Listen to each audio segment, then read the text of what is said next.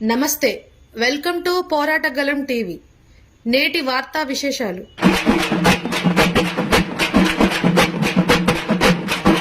నా పేరు ఎన్ సునీత. నేను కొత్తగూడెం అర్బన్ ప్రాజెక్ట్ నుంచి నా సెంటర్ వచ్చి సఫాయి బస్తీ 1 సెంటరు. మేము ముగ్గురము అంగన్వాడీ టీచర్లము. మేము గ్రేడ్ 2 సూపర్వైజర్ పోస్టులు 2022 జనవరి 2వ తారీఖున ఎగ్జామ్ రాయడం జరిగింది. కానీ మళ్ళీ ఏప్రిల్ 22వ తారీఖున సర్టిఫికేట్ తీసుకురండి అని అంటే తీసుకొని వెళ్ళాము కమిషనరేట్కి.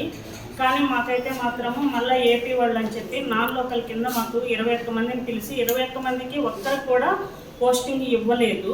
కానీ దీని మీద మేము మంత్రుల్ని అందరినీ కలవడం జరుగుతూనే ఉంది. ఎగ్జామ్ మాకు పోస్టింగ్స్ ఇవ్వనప్పటి నుంచి తిరుగుతూనే ఉన్నాము.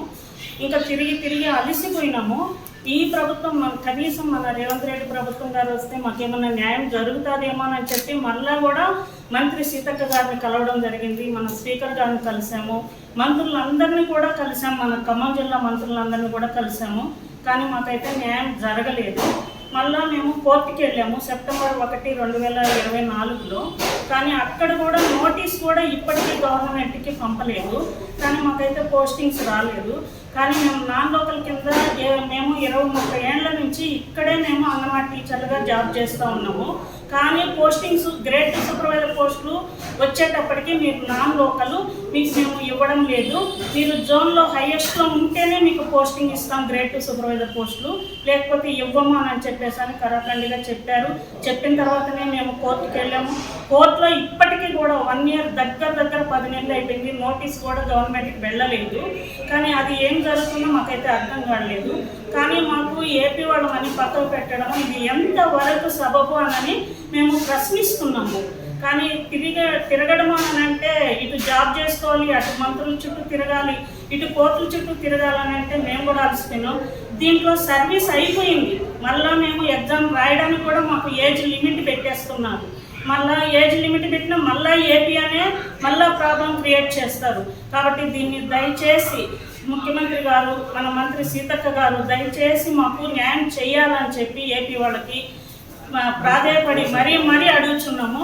ఈరోజు అందరు రాకపోవడానికి కూడా కారణము ఎందుకంటే తిరిగి అలసిపోయి ఉన్నాం. ఇక్కడికి పోతే కూడా న్యాయం జరుగుతుందా లేదా అని సస్పెన్స్లో ఉన్నాము. ఇంకా 2-3 ఇయర్స్ ఉండేవాళ్ళు ఉన్నారు, 5 ఇయర్స్ ఉండేవాళ్ళు ఉన్నారు సర్వీస్లో. ఇంకా నా 62 సంవత్సరాలకే కుదింపు వస్తుంది. ఒక్కొక్కరికి ఇచ్చి 3 ఇయర్స్ అయిపోయింది. గ్రేడ్ 2 పోస్టింగ్స్ ఇచ్చి కూడా 3 ఇయర్స్ అయిపోయింది. కానీ ఇప్పటికీ కూడా మేము తిరుగుతూనే ఉన్నాం. ఎక్కడో ఒక చిన్న ఆశ మాకు ఇస్తారేమో, కాబట్టి మనం కోర్టుకి వెళ్ళినా మనకు న్యాయం జరుగుద్దేమో అన్నట్టు తిరిగాము. కానీ కోర్టులో కూడా మాకు న్యాయం జరగడం లేదు. వాళ్ళు ఇదిగో అదిగో అని కాలయాపన చేశారు, కానీ జరగలేదు. లాస్ట్కి మన ప్రెస్ మీడియా వాళ్ళకి ఇంటిమేషన్ ఇచ్చాము, రండి అమ్మ మీ బాధ ఏందో చెప్పుకుంది రండి అని సారు పాపరావు సారు చెప్పారు. కాబట్టి మేము వచ్చాము. కాబట్టి ఇక్కడికి వచ్చినటువంటి మీడియా ప్రతినిధులందరికీ కూడా మరొక్కసారి ధన్యవాదాలు తెలుపుతున్నాం. దీన్ని కొంచెము ఏపీ ముఖ్యమంత్రి గారు, మన ఏపీ డిప్యూటీ ముఖ్యమంత్రి గారు, మన తెలంగాణ ముఖ్యమంత్రి గారు, మన మంత్రి సీతక్క గారు, డిప్యూటీ సీఎం గారు వీళ్ళందరూ కూడా మా ఏపీ వాళ్ళ సమస్యని పరిష్కారం చేస్తారు అని మరీ ప్రాధాయపడి అడుగుతున్నాం. నవంబర్ 2021లో జీవో విడుదల చేశారు సార్ ఎగ్జామ్ కోసము.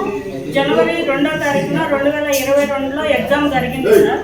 ఏప్రిల్ ఇప్పుడు ఈ పోస్టింగ్స్ జేఎన్టీ యూనివర్సిటీ వాళ్ళు పేపర్ కండక్ట్ చేయడం జరిగింది. కానీ పేపర్ ఇలా రాకూడదు అని చెప్పి తెలంగాణ హైకోర్టులో 35,700 మంది అంగన్వాడీ టీచర్లు ఉన్నారు. 35,700 మంది కండక్ట్ అయ్యారు. కానీ ఎగ్జామ్ పేపరు ఇలా రాకూడదు అని చెప్పేటప్పటికి హైకోర్టులో అందరు టీచర్లు కలిసి మన తెలంగాణ హైకోర్టులో వేయడం జరిగింది. వేసినప్పుడు మన తెలంగాణ హైకోర్టు ఏం చెప్పింది, మీ ప్రాసెస్ మీరు నడిపించుకోండి, తర్వాత తీర్పు వచ్చిన తర్వాతనే పోస్టింగ్స్ విడుదల చేద్దురు అని చెప్పారు. అయితే ఏప్రిల్ ప్రాసెస్ నడిపిమనంటే మేము మమ్మల్ని అందరినీ సర్టిఫికేట్లు అప్లోడ్ చేయమని చెప్పారు. 1 to 7 ఎక్కడైతే చదువుతారో వాళ్ళని అప్లై చేయమన్నారు. చేసిన తర్వాత మళ్ళీ ఏప్రిల్ 22వ తారీఖున మాకు కాల్ లెటర్స్ పంపించారు. 1:2 గ్రేడ్ 2 సూపర్వైజర్ పోస్టులు ఇవి అంగన్వాడీలో. అయితే ఏప్రిల్ 22వ తారీఖున 1:2 నిష్పత్తిలో కాల్ లెటర్స్ పంపడం జరిగింది. పంపిన తర్వాత ఏప్రిల్ 24వ తారీఖున మన జోన్ వాళ్ళని వెరిఫికేషన్ సర్టిఫికేట్లు తీసుకురమ్మని చెప్పి వెరిఫికేషన్కి రమ్మన్నారు. మాకు ఎవరికైతే కాల్ లెటర్స్ వచ్చాయో వాళ్ళందరం కూడా వెరిఫికేషన్కి కమిషనరేట్కి వెళ్ళాము. ఏప్రిల్ 24 కమిషనరేట్లో ఏం చెప్పారు అని అంటే, మీరు ఏపీ వాళ్ళు కాబట్టి 7 జోన్లు ఉన్నాయి కాబట్టి ఏ జోన్ కేసినా కూడా మీరు వెళ్ళాల్సి వస్తుంది, నాన్ లోకల్ వాళ్ళు, మీరు అన్ని జోన్లు రాసుకోండి అని చెప్పారు. మేము అన్ని జోన్లు రాసుకున్నాం, ఎక్కడేసినా మేము వెళ్తామని చెప్పి రాసుకున్నాము. మా ఏపీ వాళ్ళకు మాత్రమే ఇచ్చిన అప్లికేషన్ ఫామ్ ఫిల్ చేసే దాంట్లో నాన్ లోకల్ అని చెప్పి రాయమన్నారు. మేము రాసాము. నవంబర్ వరకు మన తెలంగాణ హైకోర్టులో కేసు నడిచింది. కేసు నడిచిన తర్వాత నవంబర్లో పోస్టింగ్స్ ఇవ్వమని చెప్పేసి మన హైకోర్టు తీర్పు ఇవ్వడం జరిగింది. శనివారం రోజు ఉదయమే తీర్పు ఇచ్చారు. 6 గంటలకల్లా ఎవరెవరికైతే పోస్టింగ్స్ వచ్చాయో శనివారం రోజు సాయంత్రము 6 గంటలకి మా ప్రాజెక్టులందరికీ కూడా సైలెంట్గా పంపించేశారు. పంపించిన తర్వాత ఎవరైతే సెలెక్ట్ అయ్యారో వాళ్ళు మాత్రమే రమ్మని చెప్తే సండే, అసలు ఆ రోజు వర్కింగ్ డే కూడా కాదు కమిషనరేట్లో, కానీ సండే రోజు పిలిచి 10:30 కల్లా అపాయింట్మెంట్ ఆర్డర్స్ ఇచ్చి పోస్టింగ్స్లో అదే రోజు జాయిన్ అవ్వమని చెప్పేశారు. ఎందుకనంటే ఏపీ వాళ్ళకి ఇవ్వకుండా ఆగారు కాబట్టి సండే రోజే ఫిల్ చేయాల్సి వచ్చింది. ఒకరోజు ఆగితే ఏమైంది, మండే రోజు ఇవ్వచ్చు కదా పోస్టింగ్స్ అంటే, ఈ సండే హైకోర్టు ఉండదు కదా, వీళ్ళు కోర్టుకి వెళ్ళలేరు కాబట్టి మీరు వెళ్ళి ఇచ్చేయండి, మీరు వెళ్ళి జాయిన్ అయిపోండి అని చెప్పి 416 మందిని జాయిన్ చేసేసారు. మళ్ళీ మేము పోయి అడిగితే రాష్ట్రపతి ఉత్తర్వుల ప్రకారము 2018 రాష్ట్రపతి ఉత్తర్వుల ప్రకారము నాన్ లోకల్ వాళ్ళు జోన్లో హైయెస్ట్లో ఉంటేనే సెలెక్ట్ అవుతారు అని చెప్పి అప్పుడు సాగు కబురు చల్లగా చెప్పారు మన తెలంగాణ కమిషనరేట్లో వాళ్ళు. అయినా కూడా మేము భరించినాము, అయినా కొట్లాడినాం, మా కేసీఆర్ ప్రభుత్వంలో కొట్లాడినాం, అందరినీ కలిసినాం, కానీ మాకు జరగల న్యాయము. మళ్ళా రేవంత్ రెడ్డి ప్రభుత్వం గారు వచ్చింది, మన ముఖ్యమంత్రి గారు వచ్చారు, మనకి ఏదో ఒక న్యాయం జరుగుతుందని సీతక్క దగ్గరికి డిసెంబర్ 15వ తారీఖున సెక్రటరియట్లోకి వెళ్ళి ఆ రోజు ఉదయం నుంచి ప్రజా దర్బార్లో ఇచ్చినాం. ముఖ్యమంత్రి గారికి ఇవ్వమంటే ప్రజా దర్బార్లో ఇచ్చినాం. మన ముఖ్యమంత్రి మన మంత్రి సీతక్క గారికి, మా శిశు సంక్షేమ శాఖ మంత్రి సీతక్క గారికి లెటర్ ఇచ్చినాము. మేము ఇప్పుడే కదా కొలువైంది, మళ్ళీ చూస్తామమ్మా, మీ బాధను మేము వింటామమ్మా అని చెప్పేసి అన్నారు. సెక్రటరియట్లోనే కలిసాము, ఇంటి దగ్గర పరుగులు తీసినాం. లేడీస్ అయినా కూడా ఇన్ని 2.5 years నుంచి ఒకటే పరుగులు మావి, కానీ ఎక్కడా కూడా మా న్యాయం జరగల. లాస్ట్కి మొన్న రేవంత్ రెడ్డి సార్ దగ్గరికి వెళ్ళాం ఫిబ్రవరిలో, పిఏ గారు కలవనీలా, మీరు ఎందుకు కోర్టుకు పోలేదు అని అన్నారు. కోర్టులో వేసాం సెప్టెంబర్ 1వ తారీఖున 2024లో, కానీ ఈ రోజు వరకు నోటీస్ అనేది గవర్నమెంట్కి వెళ్ళలేదు. తిరుగుతూనే ఉన్నాం, పోయిందని అంటారు, పోలేదని అంటారు. లాస్ట్కి మళ్ళీ వేరే లాయర్ని మార్చినా కూడా ఆమె కూడా మెన్షన్ చేస్తున్నారు 32 కోర్టు నంబరు మన పుల్లా కార్తిక్ సారు జడ్జి గారు, కానీ ఈ రోజు వరకు కూడా నోటీస్ అనేది గవర్నమెంట్లో పోలేదు అని లాయర్లు చెప్తున్నారు. అంటే సంవత్సరం నుంచి 2 సంవత్సరాలు అటు తిరిగినాం, సంవత్సరం నుంచి కోర్టులో కూడా నోటీస్ అనేది ఇంతవరకు మన ప్రభుత్వానికి పోలేదు. కానీ మేము పోయి ఎగ్జాము ముందే ఆ గవర్నమెంట్ ఈ గవర్నమెంట్ మాట్లాడుకొని అందరు ఉద్యోగస్తులను అక్కడికి పంపించేశారు కాబట్టి మమ్మల్ని కూడా మీరు గ్రేడ్ సూపర్వైజర్ పోస్టుకి అర్హులు కాదు, ఇక్కడ మీరు వెళ్ళి ఏపీలో రాసుకోండి అని అనుంటే మనకి ఎగ్జామ్ కండక్ట్ అయిన తర్వాతనే అక్కడ ఎగ్జామ్ రాశారు. మమ్మల్ని అక్కడికి పంపించమంటే మేము అక్కడ రాసుకొని ఉందము, లేదు ఎట్లా ఒకటి చేసి ఉండాల్సింది మమ్మల్ని. కానీ ఈరోజు మేము ఒక్కొక్కరు ఇట్లానే వెళ్తే మీరు జోన్లో హైయెస్ట్ ఉంటేనే మీరు ఎలిజిబుల్, జోన్లో హైయెస్ట్ ఉంటేనే ఎలిజిబుల్ అన్నప్పుడు నీ దగ్గరే నా సర్టిఫికేట్లు అప్లోడ్ అయ్యాయి, నేను ఏ యూనివర్సిటీ చదివానో తెలుసు, నేను ఏ జిల్లాలో చదివానో మీకు తెలుసు. ఎందుకనంటే హైకోర్టు ఏం చెప్పింది, మీరు అప్లోడ్ చేసుకోండి సర్టిఫికేట్లు. అప్లోడ్ అయిన తర్వాత నేను తీర్పు ఇచ్చిన తర్వాతనే పోస్టింగ్లు. ఎప్పుడు ఏప్రిల్ 22వ తారీఖున జరిగింది, నవంబర్లో పోస్టింగ్స్ ఇచ్చినప్పుడు మీరు జనవరిలో ఎగ్జామ్ జరిగినప్పుడు నేను ఏ జిల్లా క్యాండిడేట్నో కూడా మీకు తెలుసు, నేను ఏ జిల్లాలో చదివామో మీకు తెలుసు. సర్టిఫికేట్లు మీ దగ్గరే ఉన్నాయి, మళ్ళీ మార్క్స్ మీ దగ్గరే ఉన్నాయి. ఎందుకు పంపించారు కాల్ లెటరు? ఎందుకు ఈరోజు జోన్లో హైయెస్ట్ అని ఎందుకు అంటున్నారు మీరు?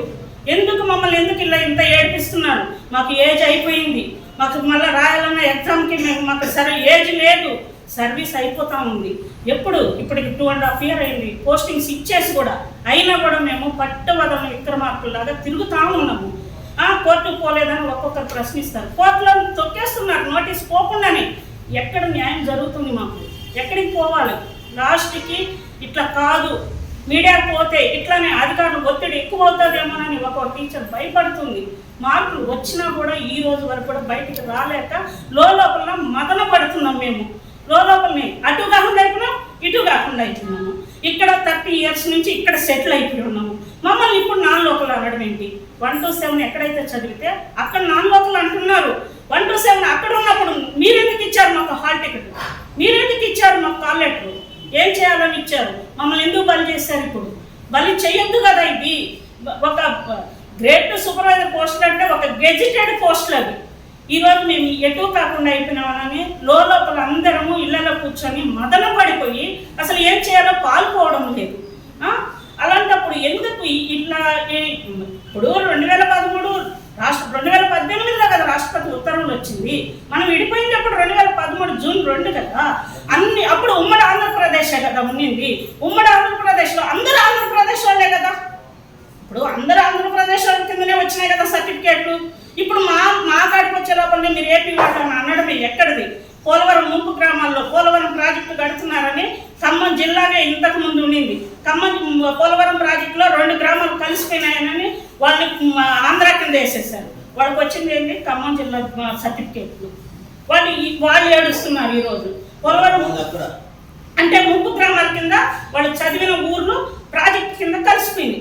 ఈరోజు వాళ్ళని ఆంధ్ర కింద దోసేసారు. వాళ్ళు చదివిన ఖమ్మం జిల్లాలోనేగా, ఖమ్మం జిల్లా సర్టిఫికేట్లేగా. ఇప్పుడేదో పోలవరం ప్రాజెక్టులో ముంపు గ్రామాల కింద 2 గ్రామాలు పోయినాయని చెప్పి వాళ్ళని అట్లా తోసేయడం ఎక్కడి న్యాయము?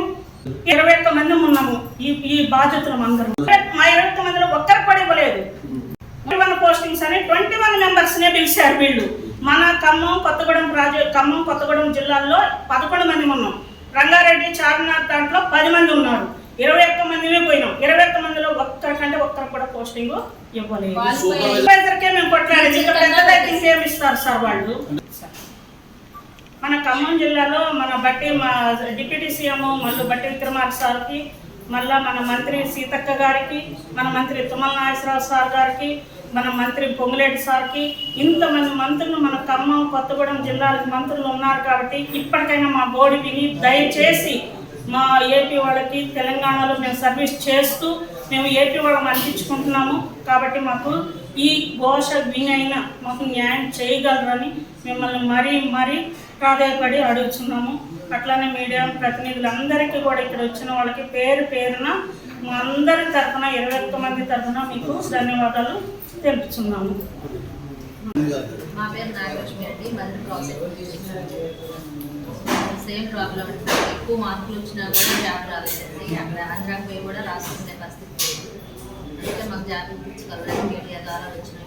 అన్ని సార్లు తిరిగి వచ్చాం, కోర్టు అధికారులు చుట్టూ తిరిగాము. చివరికి మీ దాకా వచ్చాము. మాకు న్యాయం చేయాలని కోరుతున్నాము. మార్కులు ఎక్కువ వచ్చినాయండి. మాకు జాబులు ఇవ్వలేదు. అందువల్ల మేము కోర్టుల చుట్టూ అధికారుల చుట్టూ కూడా తిరిగాము. మమ్మల్ని ఎవరు పట్టించుకోవట్లేదు. మీరన్నా కొంచెం మాకు